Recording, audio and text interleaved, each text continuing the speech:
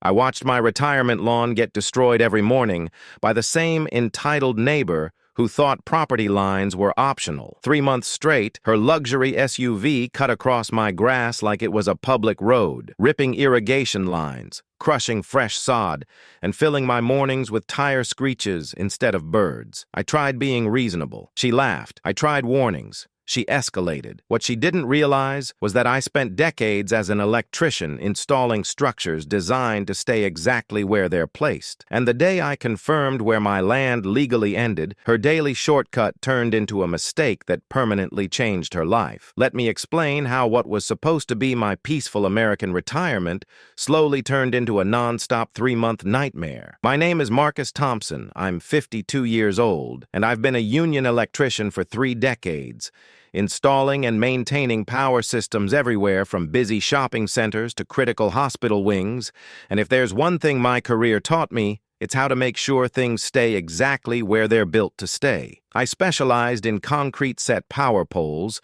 buried electrical lines, and permanent installations designed to outlast storms, time, and human stupidity, and after 30 years of overtime, holiday shifts, and busted knuckles, I finally bought what I thought was our forever home,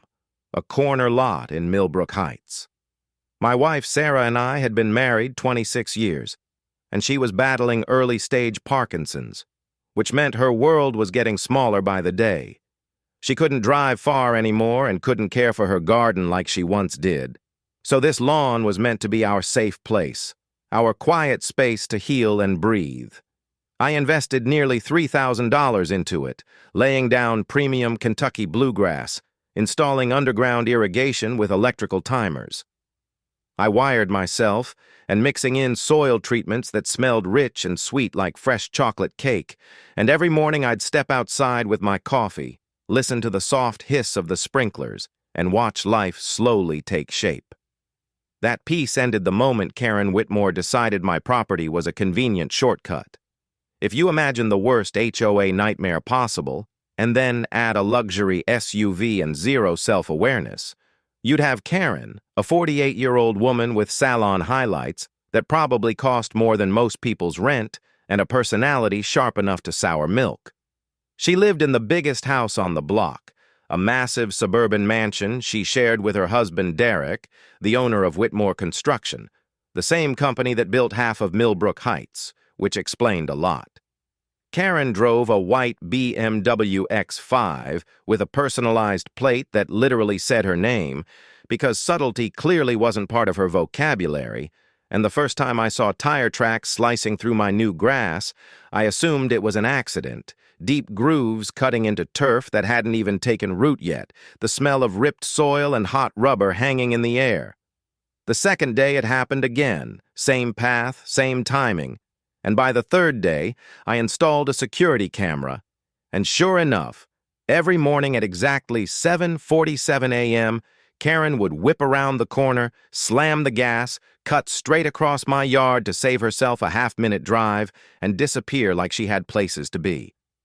The footage was crystal clear, undeniable proof of someone who believed rules didn't apply to her, so I walked over and tried to handle it like an adult. Introducing myself, and politely pointing out that she was driving across my property, only for her to dismiss me without even looking up, telling me it was a free country and maybe I shouldn't live so close to the road if I couldn't handle traffic.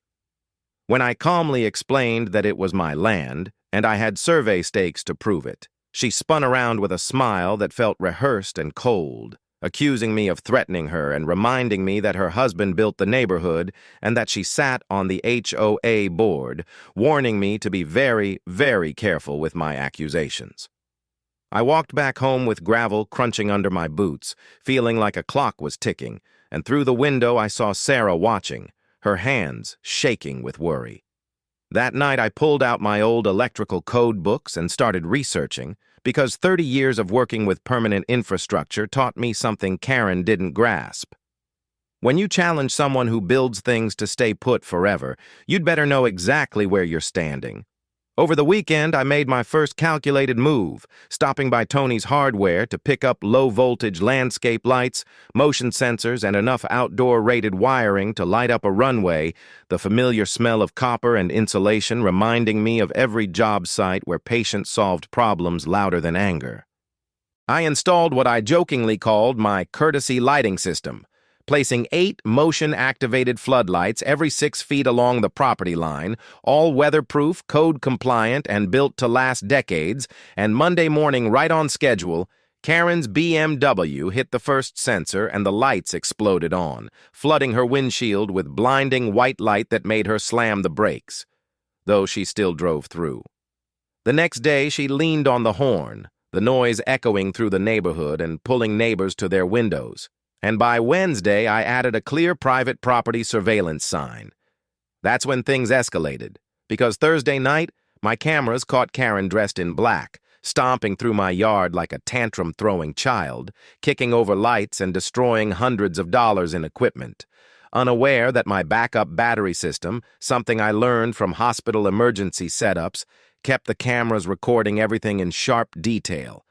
The next morning, I found an HOA complaint in my mailbox accusing me of disturbing the neighborhood, signed by Karen herself. So I filed an insurance claim and called Tony, who laughed and told me she'd been making enemies all over town, even introducing me to Mrs. Patterson, a sharp 78-year-old who'd been documenting Karen's behavior for years.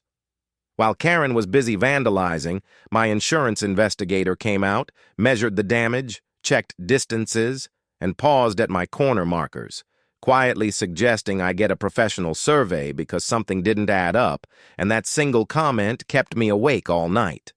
I called my old union buddy Pete, now a surveyor, and while waiting for him, I dug through county records at the clerk's office, surrounded by buzzing fluorescent lights and dusty files, and what I found in those records made my hands shake, because Karen hadn't just been cutting my lawn, she'd been crossing a boundary she never legally owned. The original property survey from 2019 clearly showed my boundary stretching a full 12 feet farther east than where the current markers were sitting, but the real evidence came from a revised survey dated 2020, conveniently signed by Karen Whitmore as a licensed contractor, complete with a bland administrative note claiming the changes were made to correct measurement errors for municipal compliance, which was complete nonsense because Derek hadn't corrected anything. He had physically shifted my property line to give his wife more space to drive without consequences. When Wednesday arrived, Pete pulled up with his survey crew and equipment, so advanced it made my laser level look like a plastic toy, and the sharp metallic clicks of their instruments mixed with the chemical smell of orange spray paint instantly reminded me of my own disciplined electrical mindset. Measure multiple times, install once, and document everything. Pete rechecked his readings with the focus of a surgeon and finally looked at me and said, "Marcus, you actually own 18 more feet than those fake markers show," explaining that the entire corner Karen used like a racetrack had legally been my land all along, meaning her so-called shortcut wasn't just rude, it was criminal trespassing. Nearly 20 feet of it, every single morning for 3 straight months. As the bright orange survey lines cut across my lawn, a new reality settled in. But then Pete pointed toward Karen's elaborate retaining wall with its decorative stonework and casually dropped another bomb, explaining that the structure extended 4 feet onto my property, likely cost around $15,000, and had been illegally placed from the moment it was built, sending the same surge of satisfaction through me that I used to feel when finally isolating a hidden electrical fault after hours of methodical testing. Every piece of the situation was snapping into place with perfect precision. That evening, Karen clearly noticed the survey flags because she marched across my driveway in her designer heels like a one-woman invasion force, the sharp crack of stilettos on concrete hitting my ears like hammer strikes, aggressive and impossible to ignore, demanding to know what the hell I thought I was doing and accusing me of trying to magically move property lines just because I was having a breakdown over normal neighborhood traffic. I calmly pulled out Pete's official survey report, the thick paper heavy with authority, and explained that according to a licensed professional, she'd been criminally trespassing on my property every day for 3 months, and that her prized retaining wall also sat squarely on my land. Her expressions cycled through shock, anger, and disbelief as she insisted it was impossible because Derek built the entire development and knew exactly where every property line ran, giving me the opening to smile and explain that the original 2019 survey showed these same boundaries and that the mysteriously altered 2020 version just happened to carry her husband's signature. Instead of backing down, Karen stepped closer, lowering her voice into a venomous whisper that felt more threatening than shouting, calling me blue-collar trash and sneering that people like me didn't get to make demands in their neighborhood, insisting that she and Derek decided who belonged there and warning that anyone who caused problems for them tended to discover that life became very, very difficult. The scent of her expensive perfume mixed with the metallic taste of rage in my mouth, and I realized this wasn't just about property lines anymore. It was about control, entitlement, and power. After she stormed off, leaving the air thick with threats, I made 2 calls. First to my insurance company's legal department, who explained that systematic property fraud often involved larger networks of corruption, and then to a concrete contractor I trusted from commercial jobs, because some situations require solutions that don't move. The next morning, as I enjoyed my coffee and looked over my properly marked boundaries, a white city truck rolled into my driveway like a municipal tank, and out stepped Dave Morrison from code enforcement with a clipboard and the hollow stare of someone who'd stopped caring about fairness, informing me of an anonymous complaint regarding unpermitted electrical installations creating safety hazards. I asked what installations, and he gestured toward my landscape lighting like it was evidence at a crime scene, listing motion-activated floodlights, underground wiring, and alleged commercial-grade equipment in a residential zone, and the word anonymous might as well have been Karen's signature because I could practically smell her perfume on his paperwork. I explained calmly that the system consisted of standard low-voltage landscape lighting, fully code-compliant, installed by a licensed union electrician with 30 years of experience. Everything was fully code-compliant, and I told him straight up that I was a licensed union electrician, but facts clearly weren't part of Dave's assignment because instead of listening, he pulled out a measuring tape and started recording my installations with the cold, robotic precision of someone executing orders rather than enforcing regulations. And the sharp snap of the metal tape retracting brought back memories of every legitimate inspection I'd ever passed, except this time it felt staged, like bad theater, ending with him slapping me with a $1,200 fine for supposedly unpermitted electrical work and giving me 10 days to remove everything or face escalating penalties. That's where decades of experience kicked in, because years of permit applications had drilled one key fact into my brain. Residential low-voltage lighting under 30 volts doesn't require permits in this municipality, something I had triple verified before installing a single fixture, yet Dave's attitude set off my internal troubleshooting alarm, so I casually asked him where he golfs, freezing his pen mid-signature as he demanded to know what that had to do with anything, which is when I mentioned a neighbor seeing him at Milbrook Country Club, a pristine course that just happened to be Karen Whitmore's weekend headquarters, where contracts were whispered over fairways and municipal favors got traded like baseball cards, and the color rising in Dave's neck told me more than words ever could. After he drove off, clutching his fraudulent citation, I called my old foreman, Big Jim, whose gravel-soaked voice carried 40 years of municipal building department wisdom. And between the echo of hammering, he explained that Dave had been struggling financially since his divorce and had lately been accommodating certain developers because bills don't pay themselves, confirming that the smell of corruption was now thicker than summer asphalt. That afternoon, I filed a Freedom of Information Act request covering all building complaints from the last 18 months, and when the city clerk handed me a thick stack of photocopies that smelled like toner and broken dreams, the full scope of Karen's operation snapped into focus.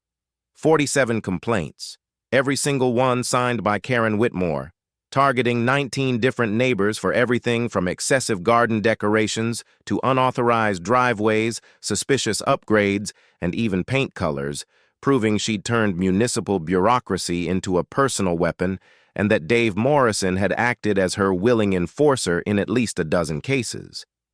Then I found the document that made my electrician brain light up like a Christmas tree.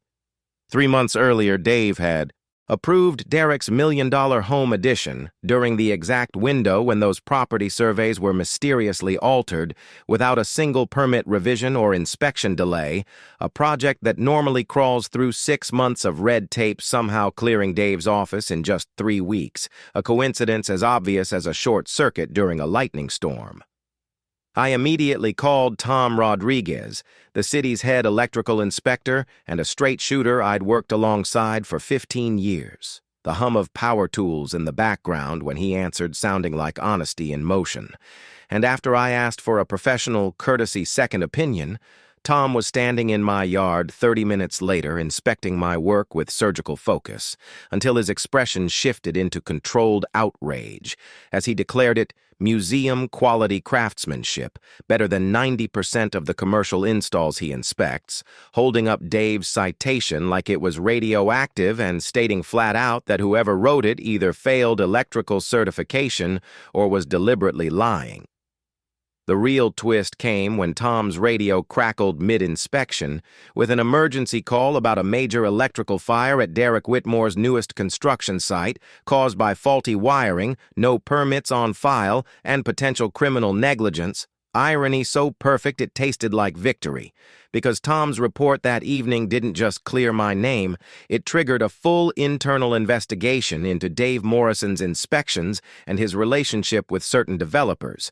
And that night, I finalized my concrete Bollard specifications with the same obsessive precision I'd applied to electrical work my entire career. Every measurement exact, every regulation satisfied, every detail built for permanence, because Karen was about to learn the hard way that some people don't just fix problems. They build solutions that last forever. When Pete delivered the final professional survey results Monday morning, they didn't just confirm my suspicions. They exposed a property theft operation so blatant it would have impressed a career con artist. And as he spread the blueprints across my kitchen table with the solemnity of a coroner delivering bad news, he looked at me and said, "Marcus, you need to sit down for this." The documents crackled with official weight as I spread them across the table, the scent of fresh ink mixing with my coffee in a way that felt strangely ceremonial, because the numbers staring back at me were unreal. I didn't just own 8 or 12 extra feet beyond those fake boundary markers. I owned a full 18 feet past what Karen believed was hers, meaning her daily BMW shortcut cut across nearly 20 feet of land that legally belonged to me, while her beloved decorative retaining wall intruded 4.5 feet onto my property. But the truly beautiful part was discovering that her husband Derek hadn't just adjusted my boundary. He'd been systematically stealing land from 6 different homeowners over the last 4 years, weaving a spiderweb of fraudulent surveys that quietly handed his family more than half an acre of premium real estate. "Look at this," Pete said, pointing at the overlay comparison as his finger traced the gaps between original surveys and the altered versions, explaining that Mrs. Patterson lost 12 feet of her backyard, the Hendersons were stripped of 8 feet along their side lot, and even the newly arrived Garcia family had 15 feet taken before they'd finished unpacking. And as he spoke, the metallic taste of rage flooded my mouth, because this was no longer about my lawn. It was a coordinated land grab disguised as clerical cleanup. But Derek had overlooked something my electrical career drilled into me decades ago. When you build on stolen ground, instability is guaranteed, and I was about to introduce a level of instability Karen's perfect suburban fantasy wasn't prepared for. 30 years of installing electrical foundations had given me knowledge Derek never anticipated, because I understood exactly how deep concrete bollards must be sunk to resist vehicle impact, how load distribution works under sudden force, and most importantly, where placement turns reckless speed into catastrophic physics.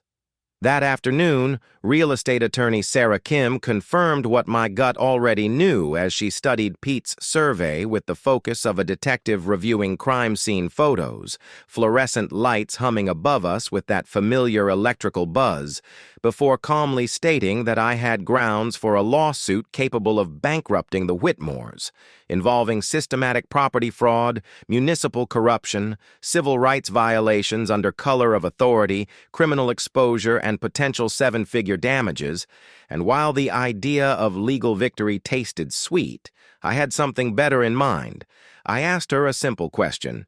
What if I wanted to install a decorative concrete bollard on my own property purely for aesthetic purposes? And her smile sharpened like wire strippers as she explained that decorative landscaping features are entirely legal so long as they sit within property boundaries and meet municipal safety codes. That evening, I stood at the corner of my lot with a tape measure, calculating the exact path of Karen's passenger side tire as it rolled through every morning at precisely 7:47 a.m., and the math was elegant in its simplicity. Physics plus precision equals permanent problem solving, something my electrician's training had taught me well, because the cleanest solutions often look deceptively simple. One decorative concrete bollard, professionally installed to commercial pole standards, placed exactly where momentum and stupidity intersect at 25 miles per hour, with a foundation sunk 5 feet deep below the frost line, reinforced with rebar like the hurricane-rated electrical installations I'd built my career on, topped with a 42-inch reinforced concrete post and a decorative cap, fully legal and absolutely immovable, turning Karen's illegal shortcut into the most expensive driving lesson this town had ever seen. And the best part was, she'd deliver it to herself. Some people plot revenge, but I engineer permanent solutions. And Tuesday morning I drove to the industrial concrete supplier with the same methodical mindset I brought to every major electrical job, the warehouse thick with cement dust and steel rebar smells that pulled me back to commercial sites where mistakes weren't an option, telling Miguel, the manager who'd supplied concrete for half my utility pole installs, that I needed a decorative bollard for residential use, built to commercial-grade specifications, prompting him to raise an eyebrow at my request for a 42-inch height, 8-inch diameter, reinforced core, and granite cap, joking if I planned to stop a tank, to which I calmly replied that I just wanted something that would last, savoring the metallic anticipation as the specs came together perfectly. 5-foot foundation depth, 4 half-inch steel rebar rods running full length and cross-braced every 18 inches, quick-set 4,000 psi concrete capable of surviving hurricane winds, and by Wednesday, the legal pieces were falling into place as Sarah assembled a team including a surveyor willing to testify about fraudulent boundary alterations, while my insurance investigator documented every shred of evidence we'd uncovered. The conference room carried the rich scent of fresh coffee and high-end legal pads, but beneath it all, the air felt charged, like static before a lightning strike, and Sarah explained with calm precision as she spread documents across the polished mahogany table that the brilliance of this strategy lay in the fact that decorative landscaping elements are protected under municipal aesthetic regulations, meaning as long as my bollard met safety codes and stayed within my property line, Karen had absolutely no legal leverage to challenge it. But I wasn't relying on the law alone because decades in electrical work taught me that real security always requires redundancy, so I quietly built a community backup system that would make retaliation impossible. Mrs. Patterson spearheaded what she proudly named the Milbrook Neighborhood Defense Committee, a title official sounding enough to make HOA board members sweat, while Tony's hardware store turned into our unofficial command center where the smells of motor oil and metal filings mixed with the buzz of neighbors who'd waited years for someone to finally stand up to Karen. Dave Henderson, whose yard had been shaved down 8 feet at a time, told me flat out that if I could stop her, I had his full support, while the Garcias, robbed of 15 feet before they'd even unpacked their moving boxes, volunteered their security cameras to document everything, Jim Martinez offered his landscaping crew for labor, and even the mail carrier, who Karen had harassed for stepping on her grass, promised to keep an extra eye out during his daily route. By Thursday afternoon, I was deep into precision planning that separates professionals from amateurs, using a laser transit borrowed from Pete's surveying company to mark the exact point where Karen's passenger side tire crossed my property line every single morning, and the calculations came together like poetry written in math. Vehicle speed, impact angle, center of gravity shift, and the exact placement that maximized both physical consequences and legal protection, positioning the Bollard 8 inches inside my verified boundary where physics and entitlement would intersect at exactly 7:47 a.m., and just like proper grounding prevents electrical system failures, this Bollard would be anchored so thoroughly that nothing short of dynamite could move it. Friday morning, Miguel's crew arrived with a concrete mixer that roared like a mechanical dragon, the sharp chemical smell of quick-set concrete flooding the air and pulling me back to every foundation I'd ever poured for electrical installations, meant to last a lifetime, as they excavated 5 feet down into dark, compact soil that would cradle this solution for generations, building a steel skeleton from 4 half-inch rebar rods strong enough to stop a freight train before pouring concrete that thickened into liquid stone. Miguel watched with quiet admiration and remarked that this thing would still be standing when my great-grandkids were old, and once the Bollard itself was set, reinforced concrete core, polished granite cap, and a small bronze plaque reading Maple Grove Memorial Garden, established 2024. It looked to any casual observer like a tasteful landscaping accent, though to Karen's BMW it would soon feel like divine intervention. While the concrete cured over the weekend, I repositioned my security cameras for perfect impact coverage and saved Sarah Kim's number to speed dial, every detail planned with the same obsessive precision I'd used on electrical systems where mistakes cost lives. Because Monday morning Karen would learn that some problems require permanent solutions, and some electricians know exactly how to make things stay put.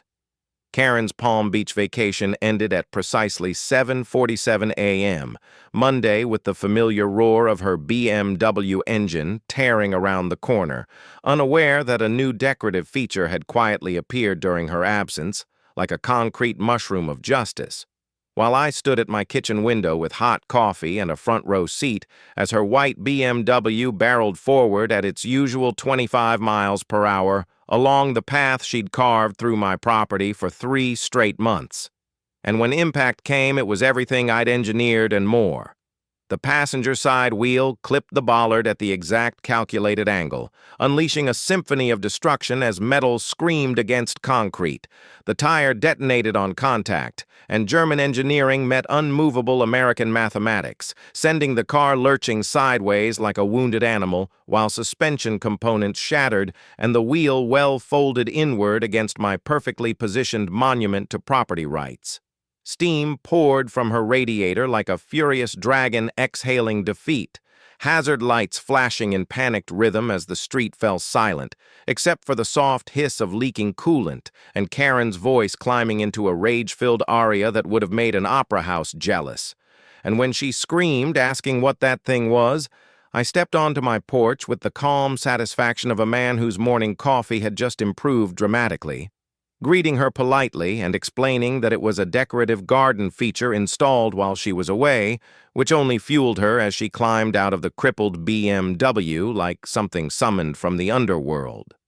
Her designer vacation outfit clashing beautifully with the stench of antifreeze and scorched rubber as she accused me of setting a trap, prompting me to calmly explain that the Bollard sat 8 inches inside my legally surveyed property line and was professionally installed to municipal standards while I raised Pete's survey documents like a shield forged from pure legality and suggested she might consider using the public road instead of my land, at which point her face performed a spectacular transformation from confusion to realization to pure, unfiltered fury as she promised this would cost me everything. But instead of calling her insurer or a tow truck, she made her first major mistake by dialing the police and demanding my arrest for booby traps and attempted vehicular assault, bringing Officer Rodriguez 20 minutes later amid the scent of hot asphalt and Karen's increasingly desperate perfume as he examined the scene with detached professionalism, measuring distances with the same laser precision used in the survey and calmly asking whether she had permission to drive across my property, to which she proudly admitted she'd been using the shortcut for months and insisted I couldn't just change the rules, earning her the patient, exhausted look reserved for repeat offenders, as Rodriguez explained that unauthorized use of private property constituted criminal trespassing, and that property owners were fully entitled to install landscaping features within their boundaries, triggering Karen's next blunder as she called Derek on speaker with frantic energy demanding he rush over, only to receive a sharp rebuke about being in the middle of a code enforcement investigation and being told to handle it herself before he hung up, the color draining from her face faster than coolant from her car, as humiliation landed harder than the collision itself. While Officer Rodriguez completed his report efficiently, filing no charges, classifying the incident as driver error on private property, and placing insurance responsibility squarely on Karen, after which the tow truck removed the BMW, leaving behind nothing but defeat and expensive perfume as Karen stood in my driveway murmuring that this wasn't over with quiet venom that promised escalation, though I had what she didn't: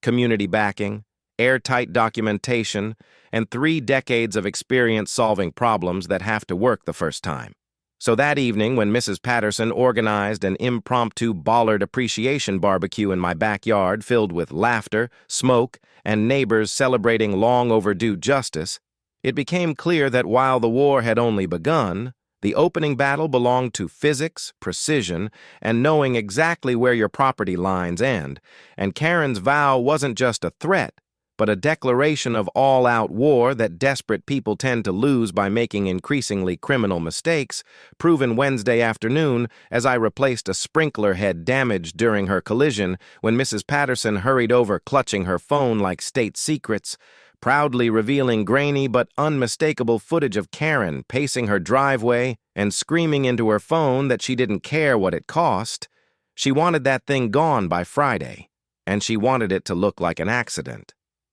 Mrs. Patterson's arthritic finger slid to the next video, and she whispered that this one was even better. Same day, but a different call, where Karen's voice dropped into a fake, conspiratorial hush that somehow carried farther than her shouting as she said to make it look like emergency utility work, a gas leak or a water main break or whatever, promising she'd handle the paperwork with the city, and the metallic taste of victory hit my tongue, because this wasn't just vandalism anymore. This was planned municipal fraud. So when Thursday morning arrived with the first phase of her brilliant plan, in the form of a yellow excavator rumbling down Maple Grove Avenue like it belonged there, operated by a guy who looked like he'd learned heavy machinery behind razor wire, I started making calls, first to the gas company who confirmed there was no emergency work scheduled on my street, then the water department who said nothing was planned anywhere in Milbrook Heights, then the electric company who told me all crews were downtown, making it 3 for 3 and confirming Karen's emergency was as fake as her property lines. And thanks to decades of coordinating real utility work, I knew true emergencies come with permits, signage, and interdepartmental coordination, while fake ones just require money and arrogance. So I positioned myself at my front window with my phone recording as the excavator crept toward my bollard like a nervous gladiator, the operator glancing around like he expected sirens any second, until Karen herself marched across my lawn in designer boots totally wrong for a job site, diesel fumes mixing with her aggressive perfume as she pointed at my bollard and ordered him to make it look like a gas leak repair, which was the exact moment I dialed 911 and reported unauthorized heavy machinery operating on my property under false utility claims, triggering a response faster than Karen's old shortcut ever was, with 2 patrol cars and a supervisor pulling up just as the excavator bucket struck the bollard and threw sparks dramatic enough for every camera now rolling, Officer Martinez stepping out with the exhausted look of a man who clearly knew Karen already and calmly asking for permits. Her fake confusion falling apart when he asked which utility company authorized the work, and she stalled too long before answering, giving Martinez time to confirm with dispatch that no permits existed, no utility work was scheduled, and no gas leaks were reported. But the real payoff came when the excavator operator, realizing he was about to take the fall, pulled out his phone and played a recording of Karen offering him $10,000 cash to accidentally destroy my landscaping while making it look official. Her voice loud and clear, saying she didn't care if it was illegal and wanted the concrete monstrosity gone and the old man to pay, after which the handcuffs snapping around her wrists were more satisfying than the BMW crash itself, as officers listed charges for fraud, conspiracy to commit vandalism, impersonating utility authority, criminal trespassing, and attempted bribery, while the operator revealed Derek's involvement too, complete with fake utility letterhead and bogus municipal work orders, turning this from neighborhood drama into a full-blown corruption case. And as Karen was loaded into the cruiser, she spat one last insult at me through clenched teeth, calling me pathetic blue-collar trash, but I knew exactly what I'd started, the collapse of a criminal operation that had bullied this neighborhood for years, which became obvious that evening when local reporter Janet Williams showed up buzzing about a Pulitzer-worthy story, and the city council meeting exploded into standing-room-only chaos, with nearly 200 residents, 3 TV crews, buzzing fluorescent lights,